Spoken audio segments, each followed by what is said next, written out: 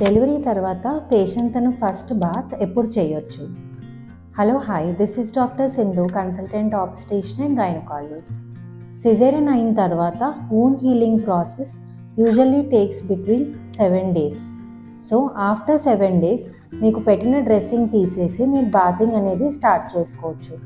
Normal delivery తర్వాత అయితే usually 2 to 3 days తర్వాత బాత్ అనేది స్టార్ట్ చేసుకోవచ్చు. ఈ బాత్ చేయడం వల్ల అడ్వాంటేజెస్ ఏంటి? వూండ్ అనేది నీట్గా ఉంటుంది, ఇన్ఫెక్షన్ రిస్క్ అనేది తక్కువగా ఉంటుంది. బాత్ చేస్తే బేబీకి కోల్డ్ కాఫ్ వస్తాయా? ఇలాంటివి ఉండవు. మదర్ బాత్ చేయకపోతే మదర్కి ఇన్ఫెక్షన్స్ వస్తూ ఉంటాయి. దానివల్ల తను నీట్ లేకపోతే బ్రెస్ట్ ఫీడింగ్ టైంలో తనలో ఉన్న ఇన్ఫెక్షన్స్ బేబీకి స్ప్రెడ్ అయ్యే ఛాన్స్ ఉంటుంది. So do have your bath daily. But precaution ఏంటి? బికాస్ డెలివరీ అయిన తర్వాత బ్లీడింగ్ ఉంటుంది కాబట్టి లో బీపీస్, ఎక్కువసేపు నిల్చొని ఉండడం వల్ల, ప్రొలాంగ్ స్టాండింగ్స్ వల్ల కళ్ళు తిరిగినట్టు అవ్వడం అవ్వచ్చు.